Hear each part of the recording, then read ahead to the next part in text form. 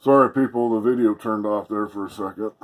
I reached my video size on my phone, I guess, and I just killed the video.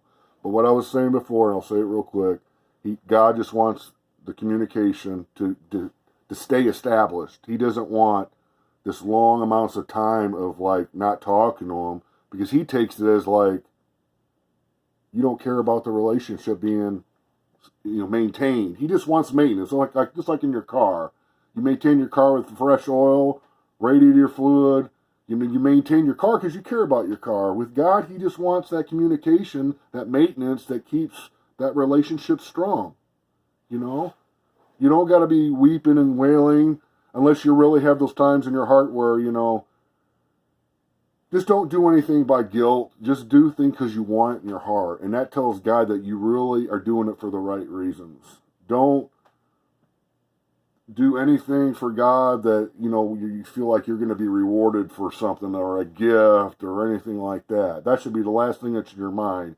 Just go to Him to direct because you want to, because even though you've obviously you've never seen Him before, or maybe never had a spiritual experience, realize how complex the human body is, and you'd have to be a fool to say there's no designer of this miraculous body. Millions of times more complicated than the most complicated iPhone.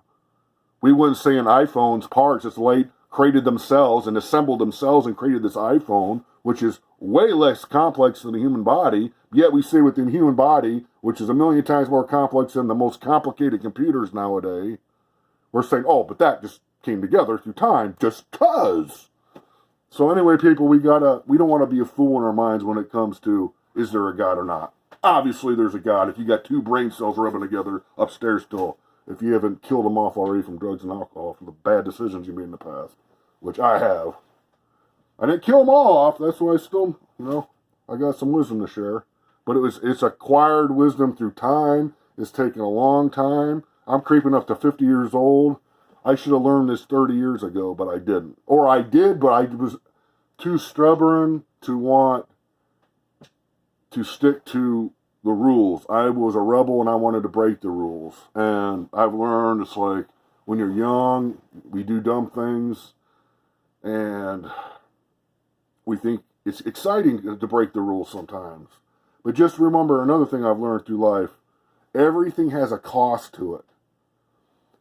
Doing this quote naughty thing or many naughty things through the day that are exciting, I'm not saying partying's wrong or drink is necessarily wrong or doing, smoking some weed isn't necessarily wrong. It's what you do when you do it. And I learned through me that if I drink too much alcohol or I do too much anything, it opens the door to the enemy, to Satan, and Satan manipulates me and uses that open door that I created by drinking too much or doing whatever. He uses that to put things in my life that are destructive, and I become terribly self-destructive to where he wants to kill me, basically. He wants to make me get sick from the booze, hurt my liver, my kidneys, which has happened, my heart, which has happened.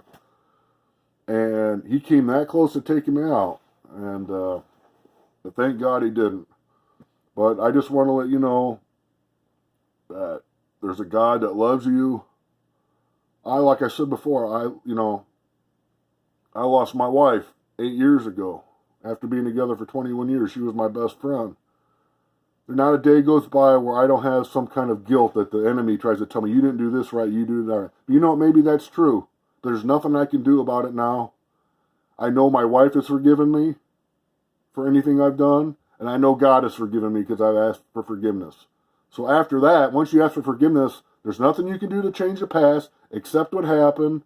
Know that you're forgiven, and don't let the devil lie to you to say, but this, but that. You could have done this better, could have done that better. Granted, yes, I could.